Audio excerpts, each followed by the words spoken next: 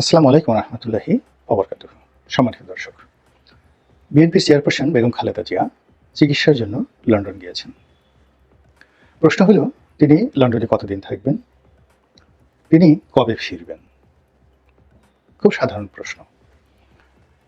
এবং এই প্রশ্নগুলো যদি তার রাজনৈতিক গুরুত্ব, কেবলই মাত্র সেই গুরুত্ব বা দলের প্রয়োজন, দেশের প্রয়োজন, এগুলো নিয়ে আলোচনা হতো, তাহলে এটা নিয়ে আর ভিডিও করার প্রয়োজন হতো না।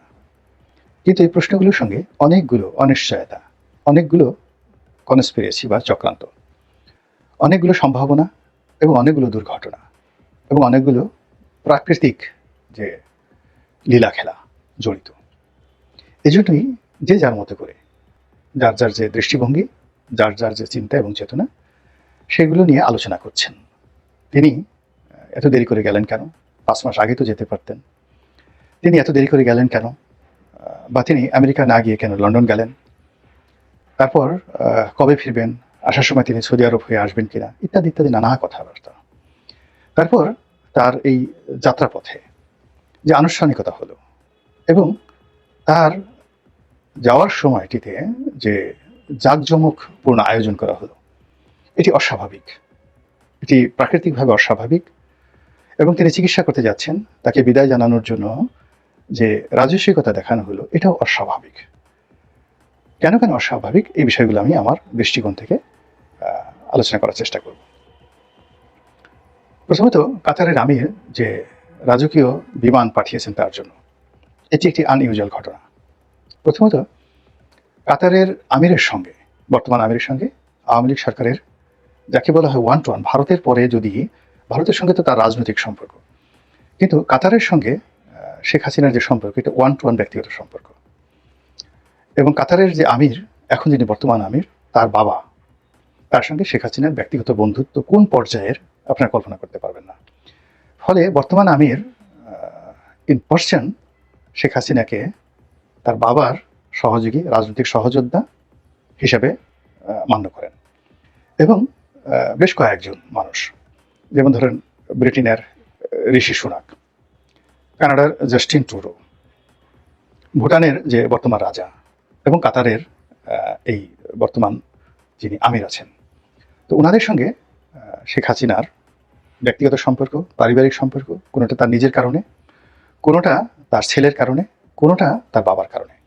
যেমন জাস্টিন ট্রুডোর বাবা আর বঙ্গবন্ধু বন্ধু ছিলেন, এই সুবাদে জাস্টিন ট্রুডোর সাথে সম্পর্ক। দ্বিতীয়ত, ঋষি সোনাকের যে শ্বশুর, তার সঙ্গে শেখ হাসিনার ব্যক্তিগত সম্পর্ক দিল্লি কেন্দ্রিক, তিনি যখন দিল্লিতে ছিলেন। এই গেল ঋষি সোনাক। কাতারের আমিরের বাবার সঙ্গে শেখ হাসিনার ব্যক্তিগত সম্পর্ক। ভুটানের যিনি রাজা, তিনি জয়ের ঘনিষ্ঠ বন্ধু। তো এই হলো অবস্থা। তো সেই আমির হঠাৎ করে বেগম জিয়ার জন্য যে বিমান পাঠালেন, এটা আমার কাছে আনইউজুয়াল মনে হয়েছে, ভেরি আনইউজুয়াল মনে হয়েছে। মধ্যে যদি কোনো কিছু থাকে, সেটি ভবিষ্যৎ দেখা দেবে। দ্বিতীয়ত, এই আমির তার হওয়ার কথা না, আমির তার যোগ্যতার কারণে তিনি হয়েছেন এবং তিনি পুরো কাতারকে পরিবর্তন, চেঞ্জ করে দিয়েছেন। আমির হওয়ার কথা ছিল তার বড় ভাই, কিন্তু তার বড় ভাই দেখেন কতটা দেশপ্রেম, তিনি বললেন যে আমার সাথে আমার ছোট ভাই বেশি যোগ্যতা সম্পন্ন, কাজেই তাকে আমির বানানো হোক। এবং সেই আমির বাংলাদেশে কিন্তু এসেছিলেন। কার জামানাতে এসেছিলেন, কেন এসেছিলেন, এই জিনিসগুলো একবার একটু ভাবার চেষ্টা করুন। গেল এই একটি ঘটনা। দ্বিতীয় ঘটনা হলো যে যখন কোনো একটা জায়গাতে হঠাৎ করে কোনো কিছু জ্বলে ওঠে, তার যে ক্ষমতা, তার যেভাবে জ্বলে ওঠার দরকার, তার চেয়ে বেশি জোরে জ্বলে ওঠে, ওটা আনইউজুয়াল। বেগম জিয়া যাবেন, যাওয়ার সময় একেবারে স্বতঃস্ফূর্তভাবে, তাকে যে অভ্যর্থনা জানানো হলো, তাকে যে বিদায় দেওয়া হলো, এটা সাধারণত হয় না। যখন আপনি কাউকে আবার বরণ করে নেবেন, এই 15 দিন পরে, 1 মাস পরে, 2 মাস পরে, ওখানে প্রকৃতিগতভাবে কখনই ন্যাচারালি এত জাঁকজমকপূর্ণ অনুষ্ঠান হয় না। এবং এটার জন্য বিএনপি কোনো পয়সা খরচ করেনি। তারপরে এটার জন্য বিএনপির কোনো আয়োজন ছিল না। এটা একেবারে পুরোটাই হৃদয় থেকে স্বতঃস্ফূর্তভাবে জনগণ বেগম জিয়ার জন্য রাস্তায় নেমে গেছে। এটি আনইউজুয়াল। কেন আনইউজুয়াল, এটা ভবিষ্যতে বলা যাবে, এখন বলা যাবে না। নর্মালি স্বল্পকালীন এরকম ঘটনার জন্য যদি কাউকে বিদায় জানাতে হয়, এটা হয় না, এটা কেউ জানায়ও না। আর এই ধরনের আয়োজন করতে কোটি কোটি টাকা খরচ করেও এরকম গভীর রাতে, শীতের মধ্যে আয়োজন করা যায় না, কিন্তু এটা হয়েছে। ফলে এটা একটা অস্বাভাবিক একটি ঘটনা। 3 নম্বর হলো বেগম জিয়ার যে বয়স ৭৯ বছর, এবং তিনি তার সন্তানের সঙ্গে 7 বছর পরে দেখা করতে যাচ্ছেন। এখানে তার যে চিকিৎসা, সেই চিকিৎসা, তার পুরো শারীরিক যে কন্ডিশন, এগুলো খুবই জটিল, খুবই কঠিন, একেবারে প্রকৃতির খুব অতি আশ্চর্যজনক ঘটনা যদি না ঘটে, পৃথিবীর কোনো মেডিকেল সায়েন্স দিয়ে তার এই সমস্যাগুলো দূর করা সম্ভব নয়।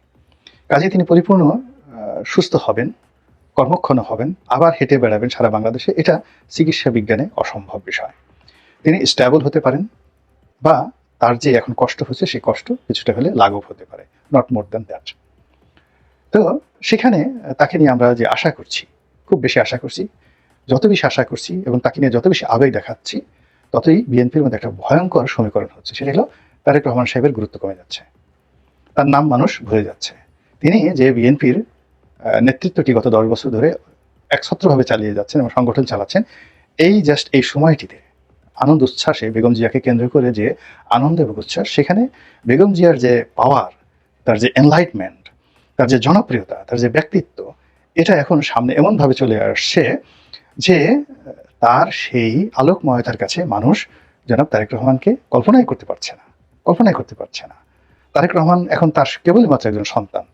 শেখ হাসিনার পাশে জয় বসলে যেরকম একটা অবস্থা হয়, ঠিক ওইরকম একটা অবস্থা কিন্তু এখন তারেক রহমান সাহেবের হয়েছে। অথচ এই 10টা বছর এই দলটাকে চালানো, এই দলটাকে একত্রে রাখা, সমস্ত কাজগুলো তিনি করেছেন, যেটি এই মুহূর্তে তার নেতৃত্বটি হুমকির মুখে পড়েছে। এবং বেগম জিয়া যদি ফিরে আসেন, সুস্থ হয়ে আসেন, সেক্ষেত্রে তারেক রহমানের নেতৃত্ব ফিরে পাওয়াটা খুব কঠিন হবে। আর যদি বেগম জিয়া আরও অসুস্থ হন এবং আল্লাহ না করুক হায়াত মত আল্লাহর হাতে, তার যদি আল্লাহর দরবারের ডাক এসে যায়, সেক্ষেত্রে তারেক রহমান সাহেবের নেতৃত্ব আবার পুনঃ প্রতিষ্ঠিত করতে হবে, নতুন করে প্রতিষ্ঠিত করতে হবে। এই সমস্যাটা কিন্তু এর মধ্যে ঘটে গেছে। আরেকটি বিষয় আপনাদের স্মরণ করে দিতে চাই, সেটা হলো আওয়ামী লীগের জামানাতে বেগম খালেদা জিয়া যখন দিল্লিতে গিয়েছিলেন দিল্লির মেহমান হিসেবে, তখন তিনি বিরোধী দলীয় নেত্রী, তখন কিছু আনইউজুয়াল ঘটনা ঘটেছিল। সেই আনইউজুয়াল ঘটনা হলো তাকে রিসিভ করার জন্য সকল প্রোটোকল ভেঙে ভারতের প্রধানমন্ত্রী মনমোহন সিং তিনি এয়ারপোর্টে চলে এসেছিলেন, যেটি আনইউজুয়াল, কখনো হয় না। বিরোধী দলীয় একজন নেত্রীকে অভ্যর্থনা জানানোর জন্য রাষ্ট্রের একজন ডিপ্টি সেক্রেটারি পর্যায়ের কর্মকর্তা আসতেন এবং প্রধানমন্ত্রী মনমোহন সিং এর অফিসে গিয়ে তাকে দেখা করতে হতো। এবং ভারত একটা নাকুচু জাতি, আপনি দেখেন এখানে শেখ হাসিনার সাথে এত সম্পর্ক, তাকে রিসিভ করার জন্য একটা উপমন্ত্রী পর্যায়ে, তাও মহিলা অগুরুত্বপূর্ণ একজন উপমন্ত্রীকে পাঠানো হয়, কোনো কোনো সময় উপমন্ত্রীকেও পাঠানো হয়নি। তো সেখানে বেগম জিয়ার সাথে যখন এরকম আচরণ করা হলো, তাকে অতিরিক্ত মূল্যায়ন করা হলো, তার পরিণতি 2013 সনে 14 সনে আমরা দেখেছি। মানে আপনি যখন কাউকে ঠকাবেন এবং কাউকে প্রতারণা করবেন, তখন তার বিশ্বাস এবং আস্থা অর্জন করার জন্য তাকে আপনার হৃদয়ের মধ্যে নিয়ে নেবেন। সেভাবে ভারত বেগম জিয়াকে ওই সময়টাতে হৃদয়ের মধ্যে নিয়ে নিয়েছিল। এগুলো একটা। আর একটা আনইউজুয়াল ঘটনা ঘটেছিল বেগম জিয়ার জমানার শেষ সময়টিতে, অর্থাৎ উনি যখন সর্বশেষ প্রধানমন্ত্রী ছিলেন, একেবারে শেষ সময়টিতে, তখন উনি একবার রাষ্ট্রীয় সফরে ব্যাংকক যাবেন।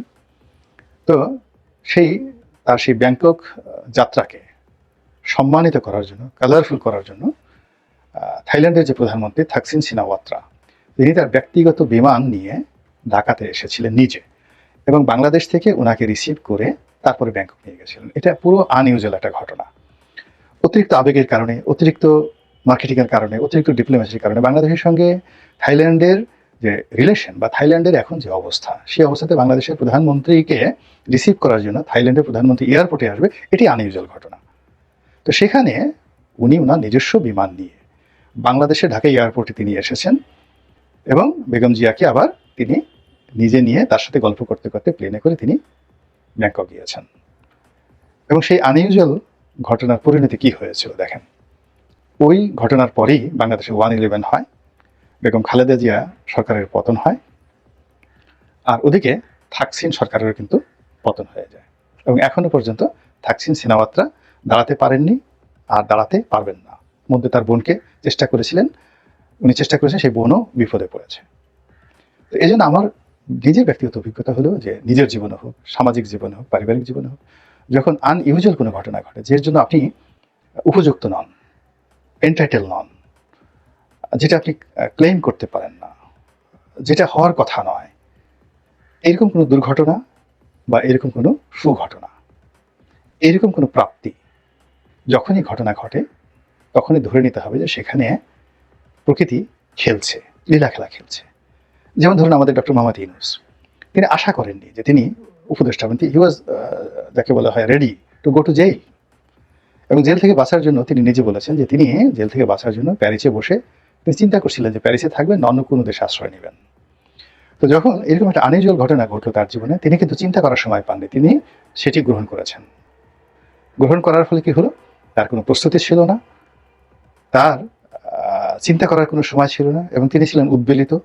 এবং তার ফলে এখন তিনি নিজে যে বিপদে পড়েছেন এবং পুরো দেশকে যে কি বিপদে ফেলেছেন, এবং আমরা কি যে একটা অনির্ধারিত গন্তব্যে চলে যাচ্ছি, এটা একমাত্র আল্লাহ রাব্বুল আলামিন জানেন। সবার শেষে যেটা, সেটা হলো বেগম জিয়ার এই যে যাত্রা, এই যাত্রার প্রাক্কালে সেনাবাহিনীর প্রধান জেনারেল ওয়াকারুজ্জামান তার সাথে এসে সস্ত্রীক দেখা করে গেছেন। এটিও একটি আনইউজুয়াল ঘটনা, এটি কোনো সাধারণ ঘটনা নয়।